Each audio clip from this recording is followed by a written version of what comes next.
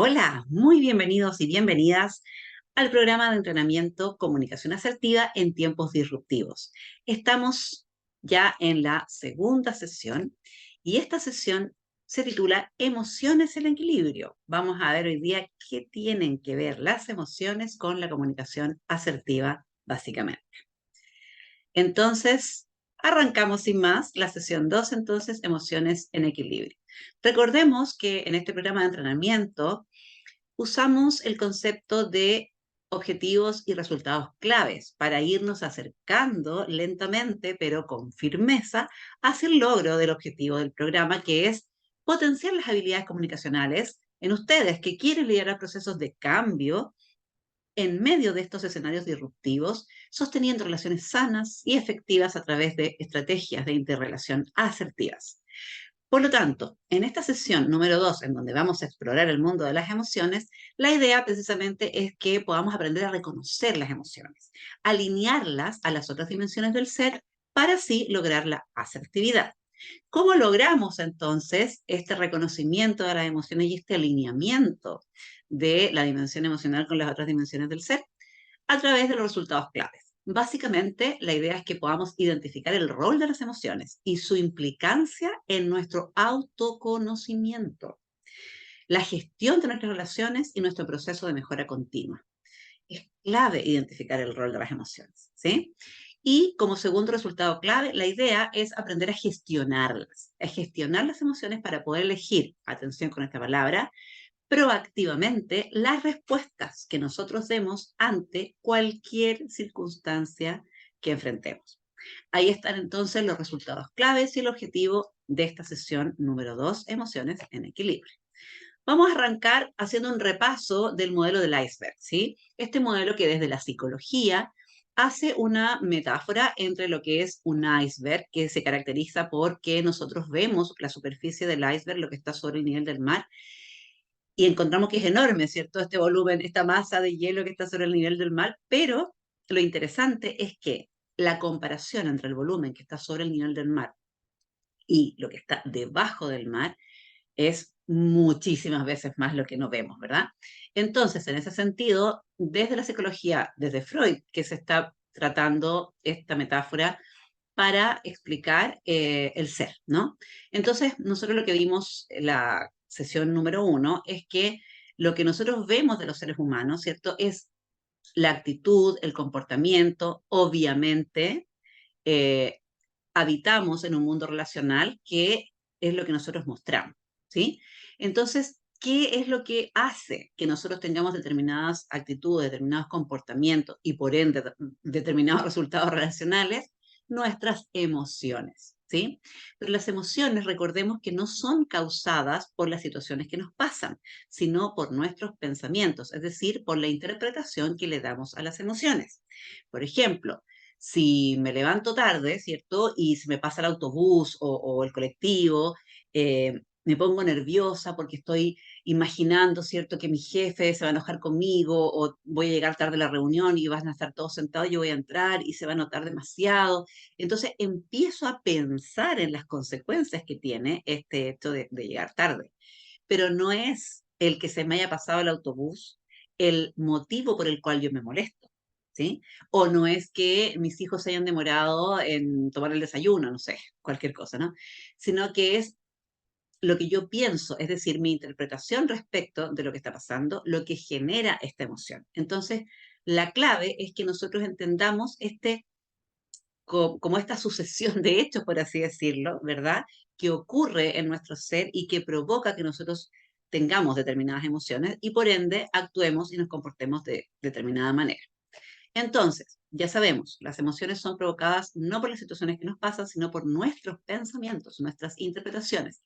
Y a su vez, estos pensamientos, estas creencias, perdón, estas interpretaciones están basadas en nuestras creencias, ¿sí?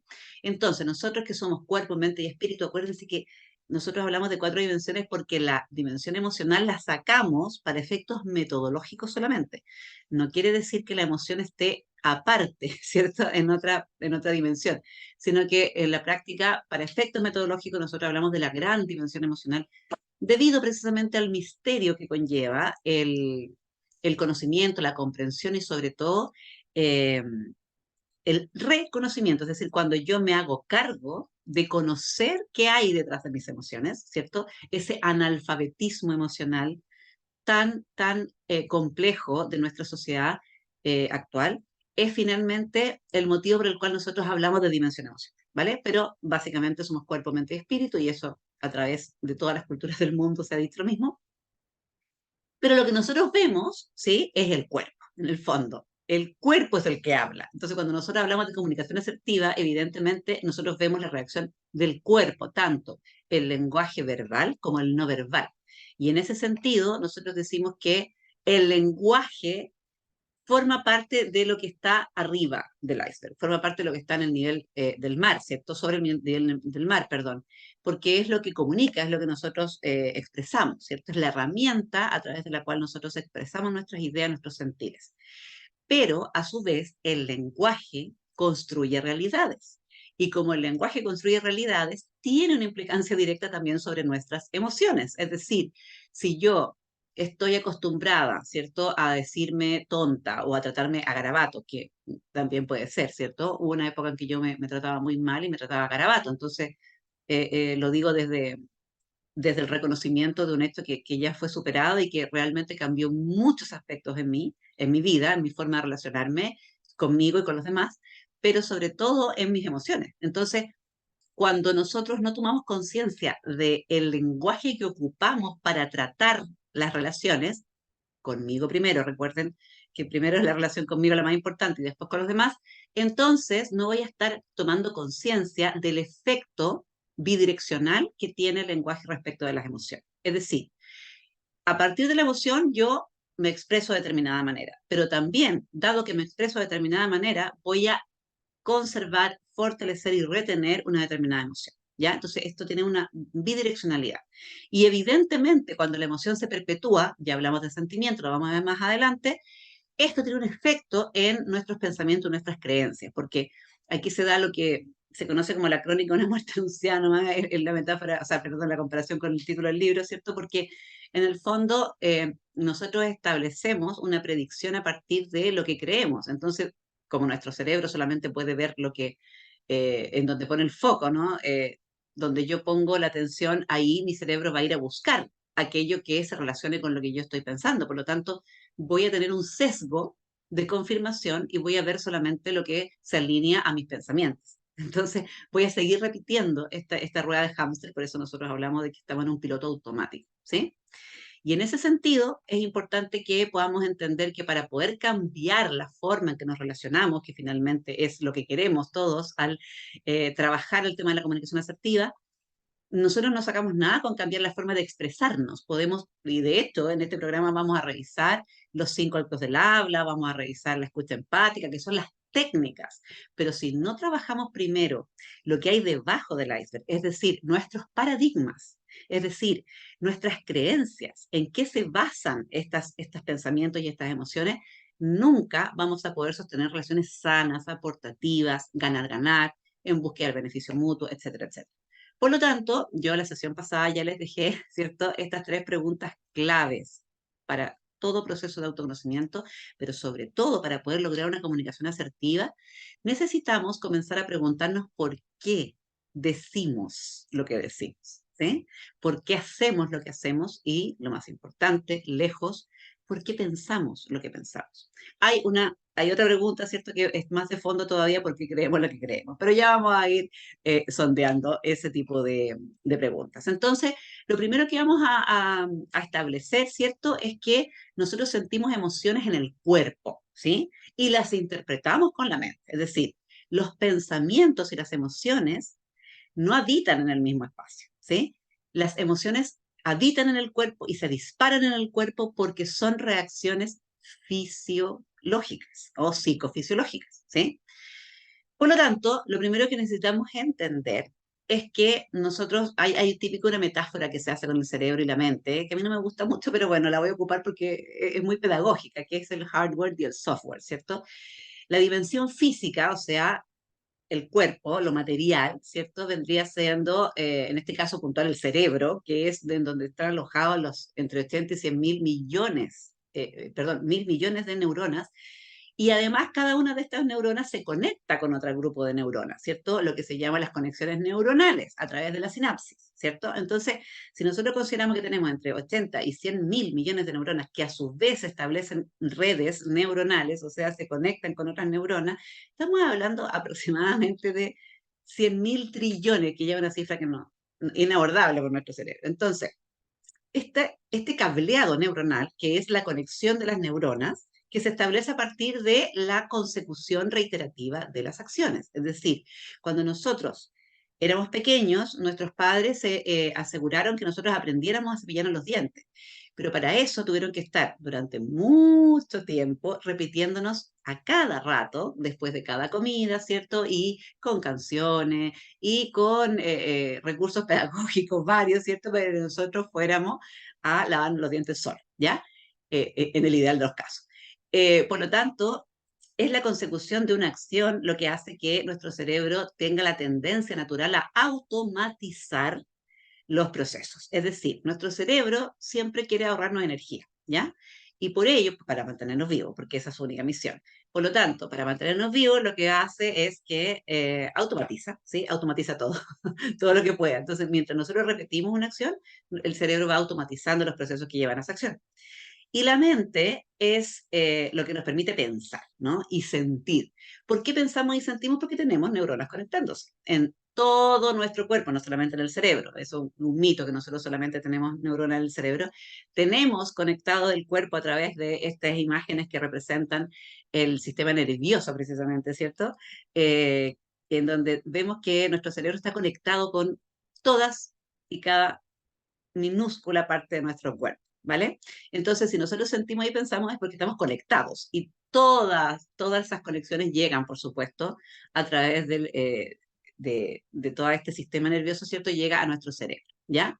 Entonces, si las rutas neuronales que hemos estado usando hasta ahora nos han permitido pensar, sentir y actuar de la forma en que lo hemos hecho, ¿cierto?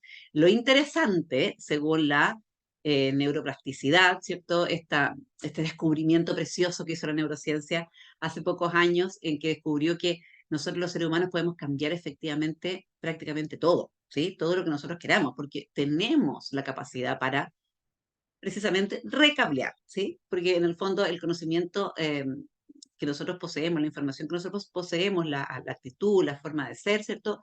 Está dibujada, por así decirlo, en un determinado cableado neuronal, ¿ya? Una red neuronal. Por lo tanto, nuestro desarrollo potencial es algo lograble, ¿ok?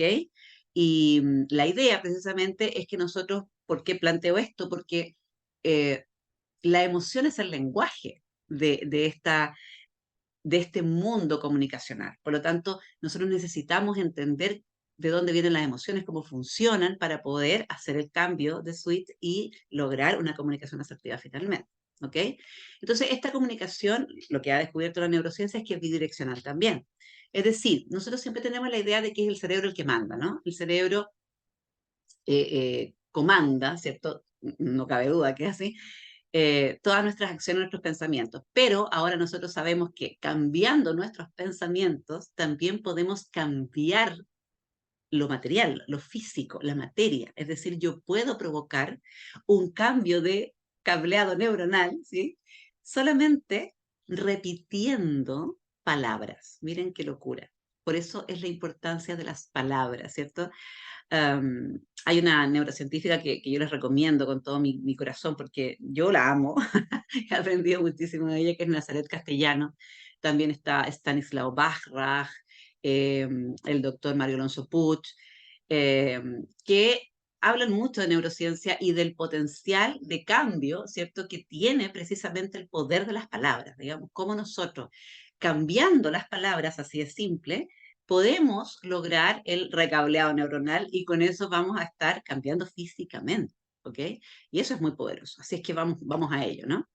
La mente es el cerebro en acción, dice la neurociencia, así es que volvamos a revisar este modelo que yo les planteé la semana pasada, ¿cierto? En donde la emoción, insisto, obviamente, si nosotros nos vamos a la conformación física, claro, está en el cerebro límbico, con lo cual estaría en la dimensión física, pero también estamos hablando de la mente, es decir, la mente en acción. Por lo tanto, se mezclan, ¿sí? Aquí lo que quiero reflejar es que nosotros no tenemos dimensiones separadas, nosotros somos seres integrales. Para efectos pedagógicos estamos hablando de 4 dimensiones. Pero la emoción es el motor de las otras dimensiones, ¿sí? Habita en la mente, estamos claros. Pero la casa, por así decirlo, física, donde se ubica es el cerebro límbico, el sistema límbico, ¿sí? Y el canal de comunicación con la dimensión espiritual también es la emoción. Por lo tanto, nosotros aquí vemos la importancia de poder entender un poquito más de la emoción. En el centro yo, el ser integrado, ¿sí? Este ser integrado que se conecta con un otro. Ojo con esto, porque primero me conecto conmigo, que es la relación más importante y lo vuelvo a repetir. Yo me hablo a mí misma todo el día, ¿sí? Y ojo, porque también hablo con los demás en mi mente. Miren la locura que es esto. Es decir, yo cuando pienso en mi hija, por ejemplo, la pienso en mi mente primero. Es decir, yo tengo un diálogo interno con ella en mi mente. Por lo tanto, yo me relaciono primero con la idea de mi hija en mi mente, además de relacionarme con ella, ¿sí? Y esto es súper importante entenderlo porque nosotros para poder tener una comunicación asertiva necesitamos primero comprender cómo nos relacionamos y desde dónde, perdón, nosotros nos relacionamos con los otros, ¿ya? Y desde la neurociencia, sigo insistiendo, hoy día se nos enseña que para el inconsciente, lo que está debajo del iceberg, ¿sí? Este mundo que no conocemos, no hay un otro. El inconsciente solamente, eh, para el inconsciente solamente estoy yo, está el yo. Por lo tanto, cuando yo me relaciono con un otro, básicamente lo que estoy haciendo es relacionarme con un otro que es mi espejo para el inconsciente. Y en ese sentido, es súper importante que nosotros podamos entender que las relaciones también habitan en la idea que tengo del otro en mi cabeza, ¿vale? Por lo tanto, vuelve a tener una importancia, pero predominante el tema emocional porque es ahí donde vamos a viajar. Por lo tanto, fíjense, yo me puedo llevar bien con una persona, me puedo llevar mal con una persona, pero eso tiene relación directa con la idea que yo tengo en mi mente de esa persona. Por lo tanto, yo no puedo decir esta persona es o esta persona no es. Esta persona está siendo etiquetada por un juicio en mi mente, ¿sí? Y por eso que es tan importante entender por qué necesitamos la gestión emocional, ¿vale? Entonces, en este ser 4x4, 4 dimensiones, 4 áreas de enfoque, necesitamos comprender la implicancia que tiene el lenguaje en nuestra vida, en nuestro habitar relacional, ¿sí? Específicamente, ¿dónde habita el lenguaje? Volvemos a lo mismo. En el cerebro, en la parte física, en la mente, ¿cierto? En esta parte que no tiene espacio, no tiene lugar, ¿no? No tiene cabida en el mundo físico. El lenguaje es información, ¿sí? El lenguaje es información. Y toda la información que poseemos en nuestra mente habita en la mente, ¿sí? El cerebro en acción es nuestra mente. Por lo tanto, vamos a hacer un ejercicio, ¿ya? Entonces, donde quiera que ustedes estén en este minuto, por favor, dejen de hacer lo que están haciendo, concéntrense porque vamos a hacer un ejercicio, ¿ya? Este ejercicio se llama ejercicio cerebro-mente, para poder entender un poquito más esta relación. Entonces, necesito que en este minuto cierren sus ojos, donde quiera que estén, si están manejando, por supuesto no, pero ideal que no lo estén haciendo, cierren sus ojos y imagínense su casa, ¿ya? Traigan a su mente una imagen de su casa. Ahora traigan a su mente una imagen de su cuarto, de su cama, ¿cierto? Su mesita de noche, donde tienen sus muebles distribuidos, ¿cierto? Imagínense ahora su cuarto. Y ahora imagínense, por favor, a el rostro de un ser querido. Traigan a su mente a un ser querido, ¿vale? ¿Bien?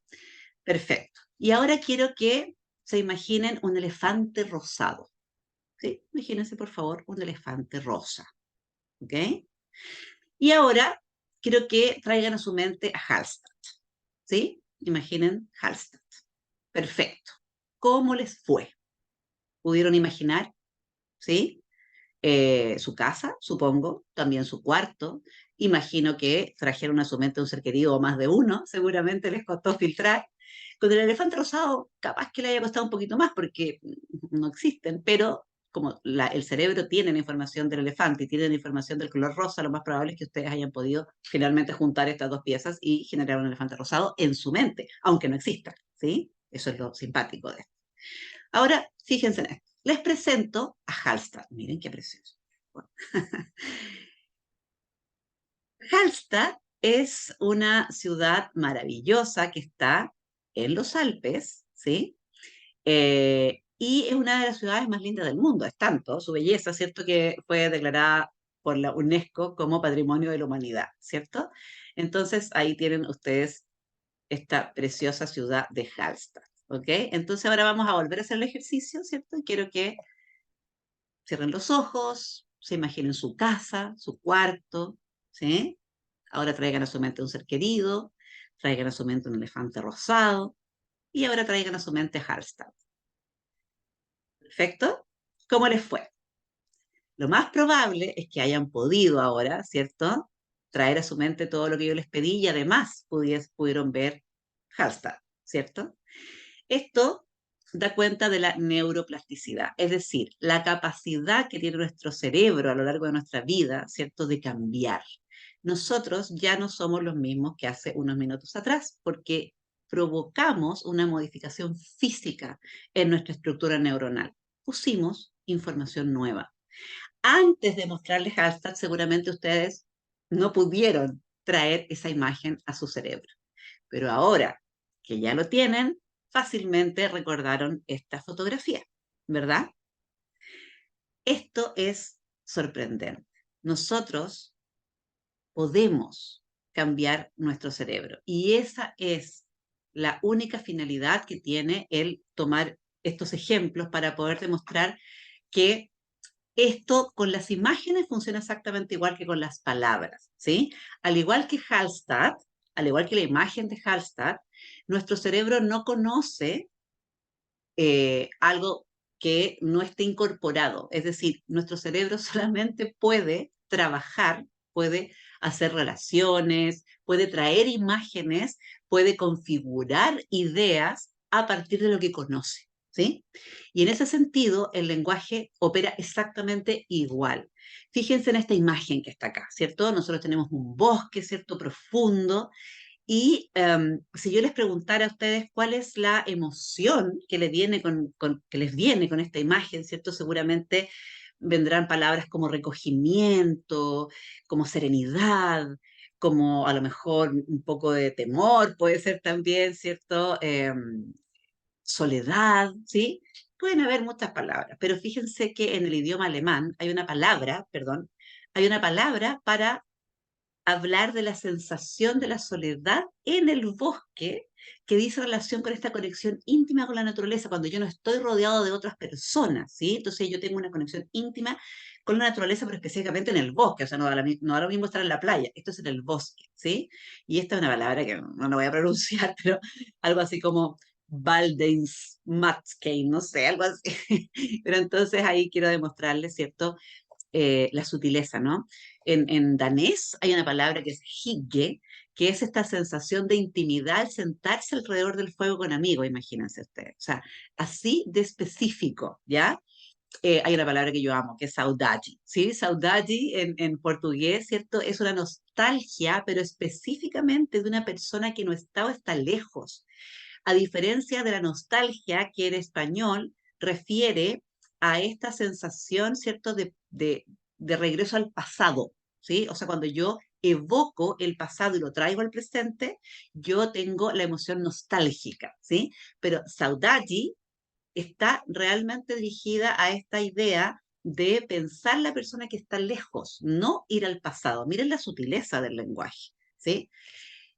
Y esta palabra que me encanta, que es Natsukashi, que es una palabra japonesa, incluso hay un libro, ¿sí? De la Amelie Nothomb, que es la nostalgia feliz. ¿Ah? Imagínense la sutileza del lenguaje, que representa, el Natsukashi, representa esta idea de ir al pasado, como en español, ¿cierto? El concepto nostalgia, pero no con esta sensación como de ya,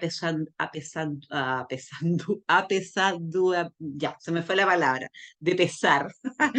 Pero eh, hay una sensación de felicidad, ¿sí? Hay una sensación de felicidad por el recuerdo, es decir, apesadumbrado eso. Y esta idea, ¿cierto? Es un concepto en japonés. Entonces, ¿qué quiero decir con esto? Ya les había hablado en nuestra reunión pasada, ¿cierto? Que el lenguaje escaso limita las posibilidades de autoconocimiento, ¿sí?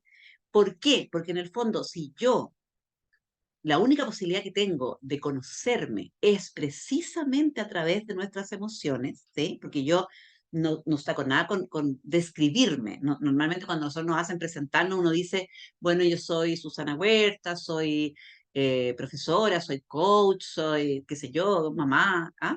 Y en ese sentido yo voy describiendo mis roles, ¿sí? Pero para poder saber quién soy, yo necesito ir a mirar mis emociones. O sea, básicamente a través de las emociones yo puedo entender quién soy. ¿Por qué? Porque son las emociones las que me llevan profundamente a mis pensamientos y a mis creencias y las que provocan que me comporte como me comporte y que diga lo que diga. Por lo tanto, si yo no sé distinguir las emociones, atención con esto, voy a tener un acceso limitado a mi autoconocimiento. Pero así también, como tengo un acceso limitado a mi autoconocimiento, ¿sí? O sea, al mundo interior, ¿cierto? También voy a tener dificultades para conocer a un otro, ¿sí? Porque evidentemente el límite de mis posibilidades está en el lenguaje. Y en ese sentido, ¿cierto? Es importante echar mano a lo que nosotros hemos despreciado en esta sociedad occidental por mucho tiempo, ¿cierto? Del siglo XVIII que estamos despreciando este cuerpo en que habitamos, ¿no? Este envase precioso en que habitamos. ¿Por qué? Porque el lenguaje en las palabras, el lenguaje verbal, es muy limitado porque yo lo aprendo o no lo aprendo, ¿sí? Y si no soy una buena lectora, si no me gusta leer, evidentemente es imposible que yo adquiera vocabulario, ¿sí?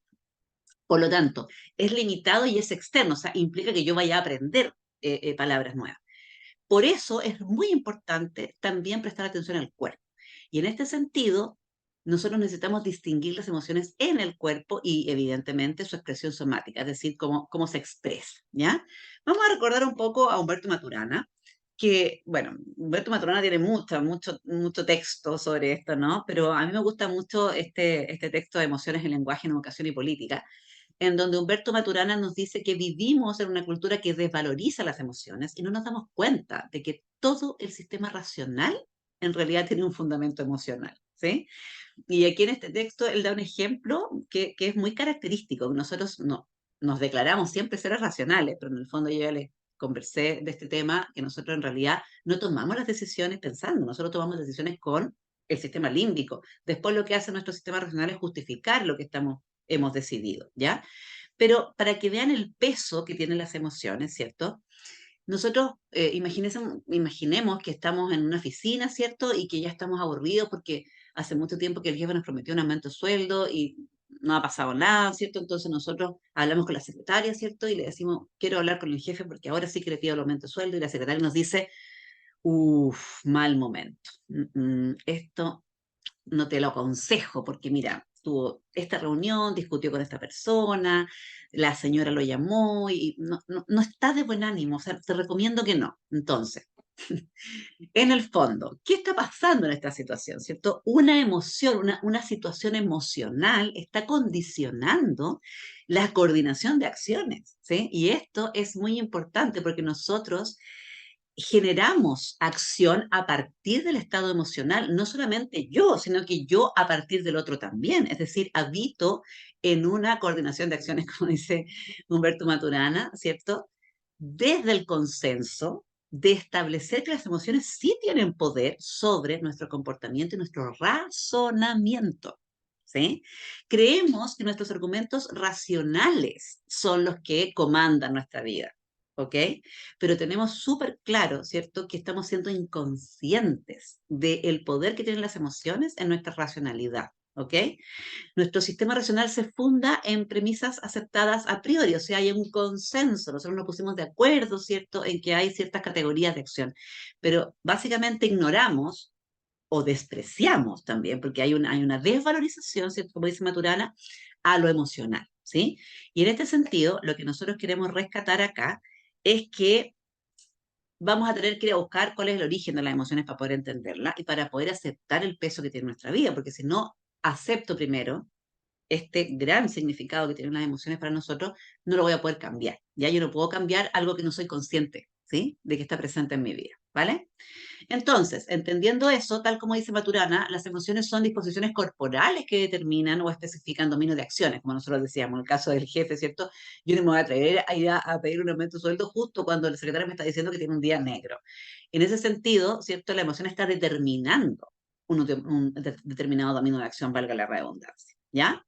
Entonces, para ello necesitamos recordar que las emociones son reacciones que nuestro sistema físico genera, ¿sí? Es decir, forma parte también de la dimensión física. Es una reacción, perdón, muy compleja del cerebro ante un estímulo externo e interno causado por la liberación o la producción, ¿cierto?, de neurotransmisores y hormonas, básicamente, ¿ya? Entonces, en ese sentido, vamos a repasar rápidamente la teoría del cerebro triuno, ¿cierto?, que a lo mejor ya lo conocen, pero lo importante de esto es determinar, ¿cierto?, que hay un componente de evolución en lo que es esta teoría. Y el cerebro nuestro tardó millones, como 600 millones de años en formarse, ¿ya? Y durante este tiempo se fue desarrollando por etapas. Entonces, primero, nosotros tenemos el cerebro reptiliano, que partió hace cientos de millones de años atrás, y esto corresponde a la etapa en donde se desarrollaron las partes más elementales, que son las que nos permiten respirar, dormir, tragar, por ejemplo, ¿cierto? Regular la temperatura, la homeostasis, ¿cierto? El ritmo cardíaco, la postura en el balance, ¿no? Cuando yo me voy a sentar, no pienso en dónde voy a poner el trasero, voy y me siento, ¿verdad?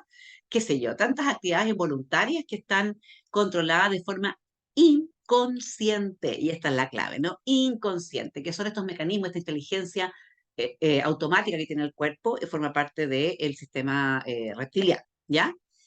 Después viene una segunda etapa que es la del sistema límbico, que está acá, ¿cierto? Y el sistema límbico, entre otras muchas cosas, permite formar nuevas memorias. O sea, el límbico es el responsable del aprendizaje, así de fuerte, ¿no? Si yo no tengo motivación, no aprendo. No sé si ustedes se acuerdan de lo que aprendieron en el colegio.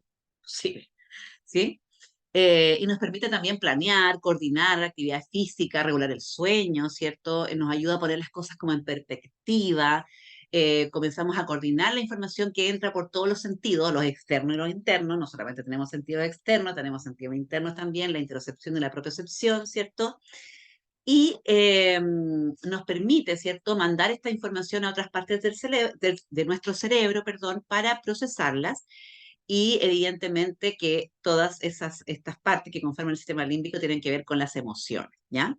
Las cuales, como vamos a ver, ¿cierto?, son súper importantes y poderosas porque están gatilladas por lo que pensamos, ¿vale? Este sistema límbico proporciona la mayoría de los impulsos emocionales, por ende, ¿sí? Que ya dijimos que eran unas reacciones, ¿cierto?, hormonales o de neurotransmisores.